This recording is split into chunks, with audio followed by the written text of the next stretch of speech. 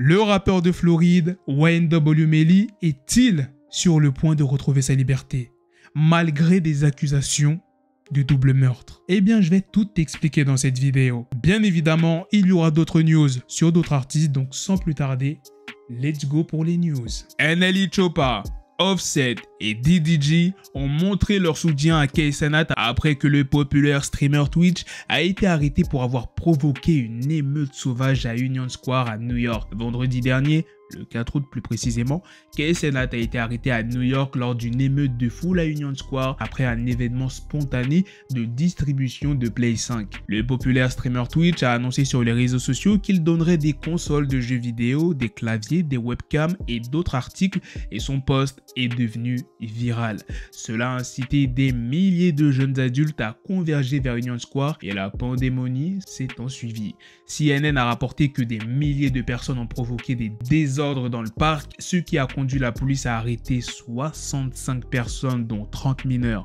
Le chef de la NYPD, Jeffrey Madre, a également mentionné qu'il a vu des jeunes et des policiers blessés lors de l'émeute. Pour ses ennuis, KSNat a été accusé de 2 chefs d'accusation à l'émeute et d'assemblée illégale, entre autres accusations, a déclaré le chef. Suite à l'arrestation de KSNat, quelques rappeurs ont exprimé leur soutien au streamer.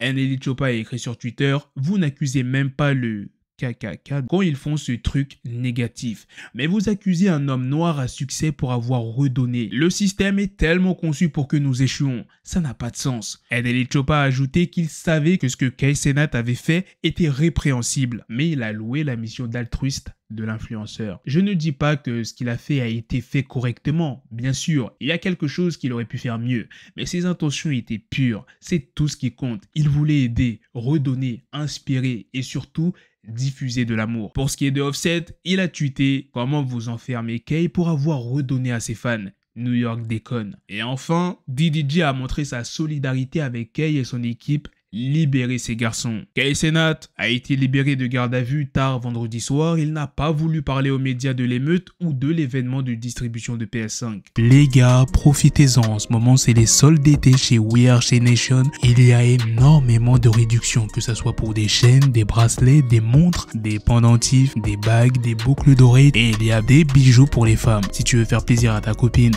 ta soeur, ta mère, eh bien c'est le bon moment. Et s'il n'y a rien qui te plaît, tu as la possibilité de créer ton bijou sur mesure. Et bien évidemment, vous avez 30% de réduction avec mon code promo BLACKTRAP30 tout en majuscule sur l'ensemble du site. La livraison est gratuite dans le monde entier. Donc peu importe où tu es. Et pour ce qui est des moyens de paiement, tu as le choix. Tu peux payer en Apple Pay, ShopPay ou bien PayPal. Moi je te le conseille, comme ça tu peux payer en 4 fois sans frais. Bostop, un proche ami du regretté King Von, purge actuellement une peine de 5 ans de prison pour des accusations liées à des armes à feu.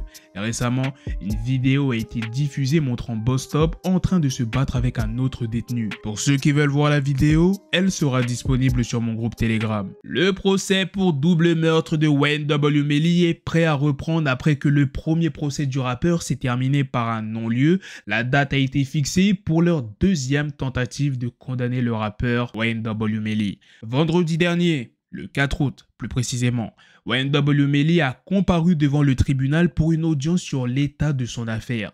Au cours de l'audience, il a été annoncé que Melly remplacerait l'un de ses anciens avocats de la défense, David A. Howard, par Jamie Benjamin. Selon le journaliste Bryson Paul, Benjamin est un avocat de la défense pénale de renom avec une longue expérience devant les tribunaux d'État et fédéraux dans diverses affaires. Il a gagné plusieurs affaires de peine de mort. Benjamin est également un ancien président de l'Association des avocats de la défense pénale de Floride. Il rejoindra Stuart Adelstein et Raven Liberty qui ont également représenté YNW Melly lors du premier procès. L'audience a également confirmé la date du prochain procès, initialement prévu pour commencer le 2 octobre. Le procès a été repoussé d'une semaine au 9 octobre à la demande de l'équipe de défense de YNW Melly.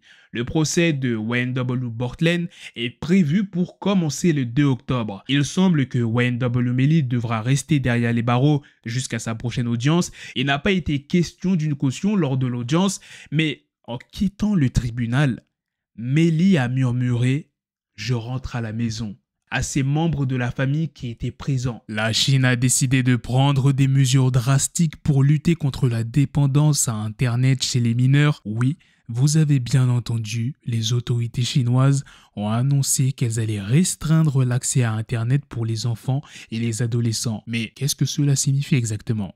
Et quelles sont les implications pour les jeunes en Chine? Les enfants de moins de 8 ans n'auront droit qu'à 40 minutes d'accès à Internet par jour. Pour les adolescents âgés de 16 à 18 ans, l'accès sera limité à 2 heures par jour. Et ce n'est pas tout. L'accès à Internet via un appareil mobile sera interdit de 22 heures à 6 heures. Ces mesures peuvent sembler extrêmes, mais elles s'inscrivent dans le cadre d'une politique plus large visant à lutter contre la dépendance à Internet chez les jeunes. La Chine n'est pas le seul pays à s'inquiéter de ce problème. De nombreux autres pays à travers le monde sont également préoccupés par l'impact potentiel de l'utilisation excessive d'Internet sur la santé mentale et physique des jeunes. Cependant, ces nouvelles restrictions soulèvent de nombreuses questions. Comment seront-elles mises en œuvre? Quel sera l'impact sur l'éducation et le développement des enfants? Et surtout, est-ce la bonne solution pour lutter contre la dépendance à Internet? La question de combien les artistes comme Aya Nakamura, SCH et Damso gagnent pour se produire en festival est complexe et dépend de nombreux facteurs. Les artistes de premier plan tels que Orelsan, Damso, Jaja et Dinaz ou SCH, qui sont capables de remplir des lieux comme le Stade de France, la Défense Arena ou plusieurs Bercy, pourraient toucher entre 150 000 et 350 000 euros pour un spectacle en festival. Aya Nakamura, par exemple, a reçu 350 000 euros pour un live en 2023.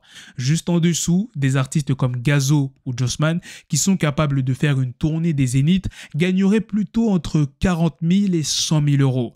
Les artistes plus petits, quant à eux, toucheraient entre 1 000 et 30 000 euros.